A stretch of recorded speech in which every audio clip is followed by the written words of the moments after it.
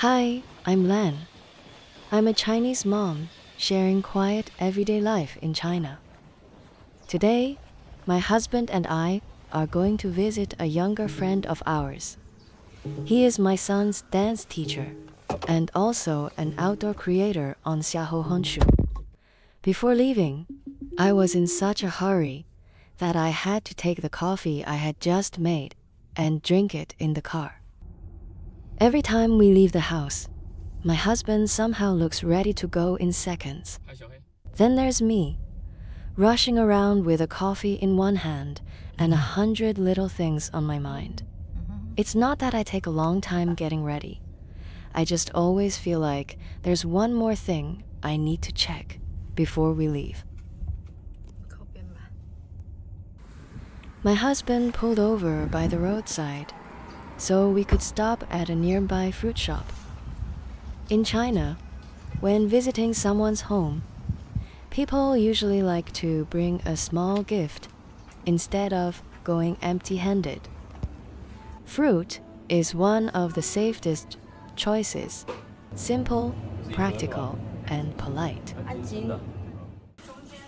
We looked around the fruit shop for a while, but my husband hadn't really decided what to buy. One suggested choosing some seasonal fruit. These days, there are so many kinds of fruit. But if they are not in season, they often don't taste that good. So in the end, we picked a few everyday fruits that felt safe and suitable for a home visit. They also seemed like the kind of light, low-calorie fruit that someone who loves outdoor activities might enjoy.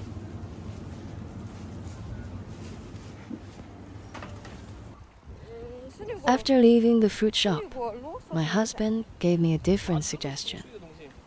He said that maybe next time, instead of buying several kinds of everyday fruit, we should just buy one more expensive fruit. In his opinion, when visiting someone's home, a more expensive gift may make the visit feel more thoughtful. But I don't completely agree, especially when visiting a friend we are not very close to yet. I think practical and comfortable gifts are better. Everyday fruit feels easier, more natural, and less stressful for both sides. What would you bring when visiting someone's home?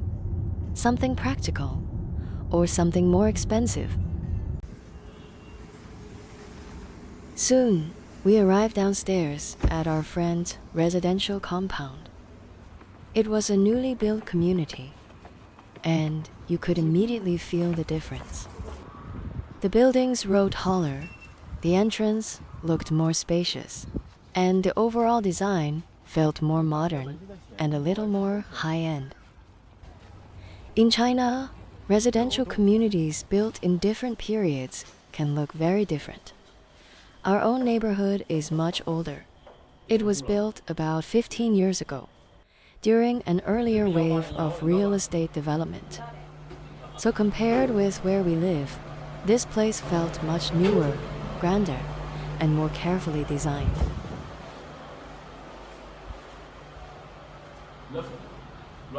When we arrived at our friend's door, it was already open. He greeted us warmly, and we handed him the fruit we had brought. After that, we went straight into the small room with the bouldering wall. I had seen him talk about this wall on his Xiaohongshu account before. He built it himself, and the angle of the wall can even be adjusted. My husband was especially interested in it. Almost as soon as they entered the room, the two of them started talking about how the wall was made, what kind of structure it needed, and what problems he ran into during the process. Of course, he eventually solved all those problems one by one, and he also managed to keep the cost under control. While we were chatting, his wife brought us freshly made coffee. We sat there, drinking coffee and talking about life, outdoor activities, and social media. These days, people's circles can overlap in surprising ways. As we talked more, we realized that some of my friends were also his friends. Sometimes the world feels much smaller than we think.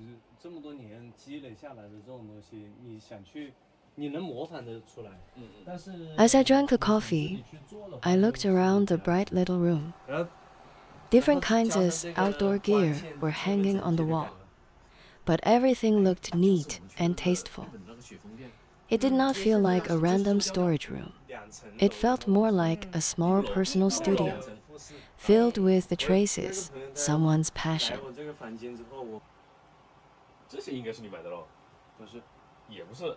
At that moment, it suddenly made me think about the difference between people born in the 1980s and the 1990s. For him, outdoor activities were not just something he did on weekends. They had already become part of his home, his work, and his daily life.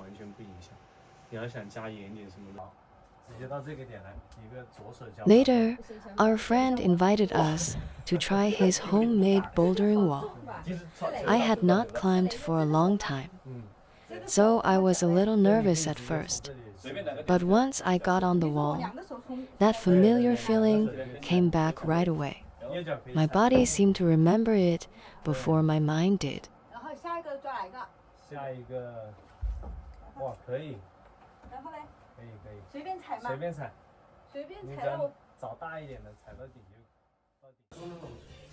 After trying the bouldering wall, we went to sit in the living room. What surprised me was that even the balcony had a full wall of climbing gear. There were rows of carabiners, ropes, slings, and all kinds of climbing hardware hanging neatly on the wall. Everything looked so professional, almost like a small gear room for a serious climber.